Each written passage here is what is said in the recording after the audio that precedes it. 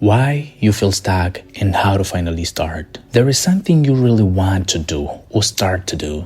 You have read the books, watched the YouTube videos, saved quotes, journaled, you've even felt ready in small, hopeful bursts. And yet, you are still stuck, still waiting, still frozen. Two voices are at war inside you. One yells, "Start now." The other whispers, "You are not ready yet." And the more time passes, the louder both voices get. You start to feel too late to begin, but still not ready to move. And at some point, you quietly wonder, what the hell is wrong with me? Welcome to the emotional roller coaster. Starting something new should feel exciting, but instead, it feels like walking through molasses in the dark. You feel hopeful, then terrified, inspired, then embarrassed, powerful, then like a complete fraud. You even start questioning ideas you haven't started yet. Maybe I should give up. Maybe it's just not for me. What you're feeling isn't weakness. It's not laziness. It's not brokenness. It's psychology. It's biology. It's conditioning. There are actually 3 reasons why you're stuck at starting. Let's break it down. Deep, real, and backed by science. Reason number 1, the paradox of choice. We live in a loud world. Everyone has a strategy, a secret formula, a 7-figure roadmap, a course, a voice saying, "This is the way," but too many voices, too many methods, too many choices don't free you. They paralyze you. This isn't laziness, it's decision fatigue, a real psychological state where the brain becomes so overwhelmed by choices, it shuts down entirely. And there is a name for this trap, the paradox of choice. Coined by the psychologist Barry Schwartz, it explains how having more options doesn't create more freedom. It creates more anxiety, more doubt, and more regret. Because now you are not just choosing what to do, you are carrying the weight of all the things you didn't choose. And so, you hesitate, you stall, you fear making the wrong move. Because what if you waste time? What if you are starting the wrong thing? You scroll, you consume, you compare, you overthink. You wait for the perfect clarity, and in that wait, your momentum quietly dies. You have seen others figure out, find their thing, step into their flow, and deep inside, you whisper, "Where is mine?" And the worst part, the longer you hesitate, the heavier the choice becomes. The more freedom you have, the more trapped you feel. Reason number 2, you're stuck because you're afraid. Your brain was built to protect you, not to help you succeed. It doesn't care about your dreams. It cares about keeping you safe, away from rejection, failure, embarrassment. You have the idea, you feel the pull, you know what you want to do, but then you pause, you hesitate, you wait. You call it strategy, planning, timing, but it's not. It's fear. Your brain's deepest instinct is survival, not growth. It doesn't care if you succeed. It only cares if you stay safe. And safety means no risk. No exposure, no rejection, no failure. Threat equals freeze. When you think of starting, launching, posting, speaking, applying, showing, your brain light up the alarm system. You are not ready. You need more research. What if it goes wrong? What if they see you mess up? But these are not threats. They are fear in custom. They sound like logic, but they're a shield, because beneath them is the real terror. You're afraid to discover you are wrong. Afraid you are not as smart, as capable as you hoped. Afraid of being seen trying and failing. Afraid of judgment. Afraid of exposure. Afraid of embarrassment. Afraid of failure. Afraid of wasting your time. Afraid of being small. Afraid of being visible. Afraid of being wrong. Afraid of not being who you thought you were. And so you freeze. You scroll, you call it thinking, but it's freezing. At that moment, it's biological. Your amygdala hijacks your courage. Your prefrontal cortex, your logic goes silent. And fear wins by default. Reason number 3, you are addicted to learning. What if I told you you are not stuck because you're lazy? You are not stuck because you are unmotivated. You are stuck because you are addicted. You are addicted to learning, reading, watching, highlighting, reflecting. It feels like progress, but it's a lie. At that level of skill you admire, that clarity, that excellence, we live in an age of infinite access, ideas, insights, infinite strategies, all just one tap away. And every time you consume one, you feel it, that rush. the thrill of clarity, the dopamine of understanding, the subtle high of feeling updated, ahead, sharp. Learning feels like growth, and that's what makes it dangerous. You don't just enjoy studying, you enjoy who you become when you study. Smarter, more evolved, more ready. That feels addictive, and addiction always leads to distortion. Because now, learning isn't a tool, it's a drug.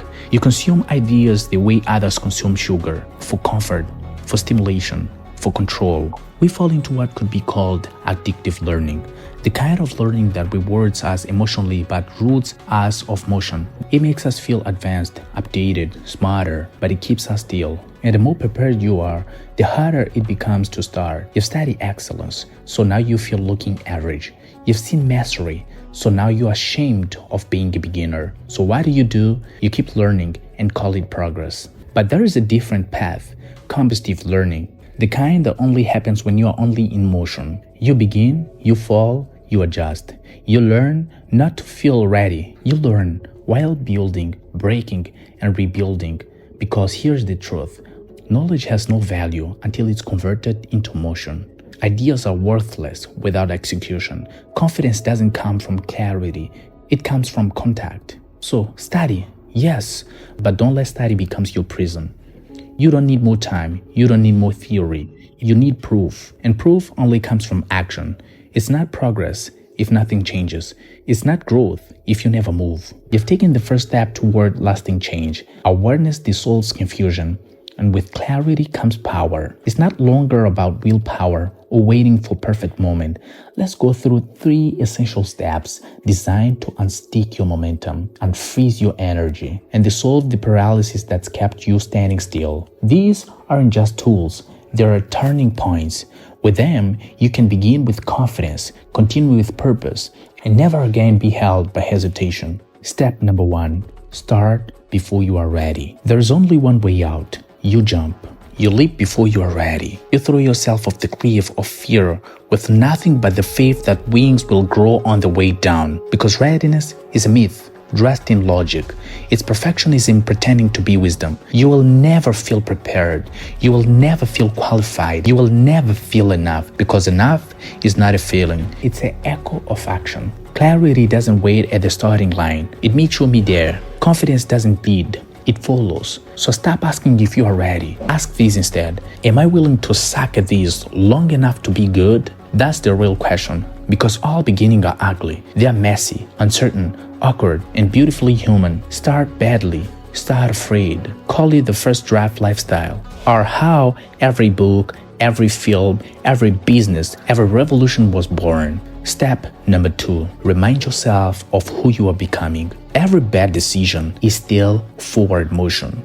Because now you know what doesn't work. That's not failure. That's refinement. Progress isn't just made in victories. It's made in elimination, confusion, and redirection. Even the wrong path can move you closer to the right one if you pay attention to the road under your feet. Because here's the truth nobody says out loud. Not every process teaches you everything, but every process teaches you something. If you're intentional enough to notice, if you start a business, if it doesn't work, you might walk away having learned a little more about how to talk to people, how to pitch an idea, how to hire, how to delegate, how to sell, how to build systems, how to handle pressure, how to get up. None of that shows up on a spreadsheet, but it shows up in you. Try being a content creator, and even if your work doesn't go viral, you may walk away having learned a little more about yourself and your craft. You'll absolutely learn something about how to write, how to speak, how to edit, how to structure an idea, how to handle being ignored, how to keep going anyway. Every single step,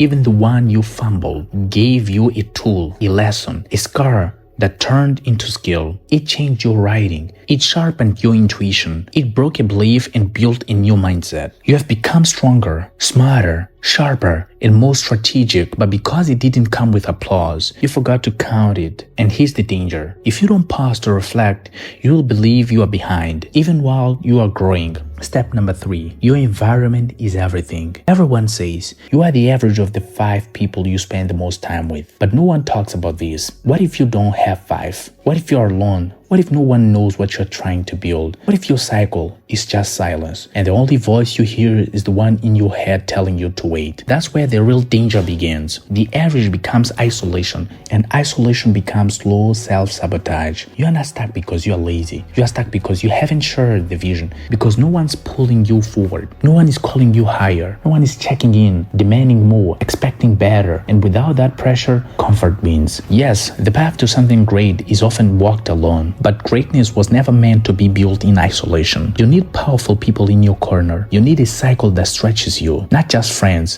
forces. If you want to start something that matters, you must build an environment that forces your hand, one that shames comfort, one that punishes excuses, one that pushes you daily into momentum. Because if you are surrounded by people who let you stay average, you'll stay there. Not because you are weak, but because you are human. You are wired for belonging. That's why one powerful room of people can do more for your growth than 100 self-help books. So find the people who make you rise. Find the rooms where effort is normal and execution is expected. And if that room doesn't exist, build it. Because your mission needs momentum, and momentum starts in proximity. Let me finish this video telling you this. You are not stuck because you lack discipline. You're not behind. You're not unqualified. You're stuck because your brain is doing its job, protecting you from failure, judgment, and emotional risk. But your brain doesn't know you're not in danger. You're just uncomfortable. So here's the real answer. You don't wait for courage. You train your nervous system to move while afraid. Start small. Start messy. Start like an amateur. Your brain adapts through exposure, not through thinking. Every time you take action, no matter how tiny, you are rewriting fear into familiarity. You are teaching your system, this is safe, this is allowed, this is who I am now. Clarity comes from momentum. Confidence is the reward of movement. So don't look for the perfect path. Build it, one awkward step at a time. Put the phone down, close the tab, and do one tiny, ugly, unfinished version of the thing you have been overthinking for weeks. That's how this ends. That's how your new beginning starts. Don't wait to feel ready. Move before you feel safe. What's up, fam? My name is Moses, and I truly hope this video brought you some value. If it did, don't forget to show some love. Like, subscribe, and share this with someone who might need it too. Now let me ask you something. What's that one thing you feel stuck on when trying to start? Drop in the comments. Let's talk about it. Let's support each other. Let's grow together. I'll see you there. Peace.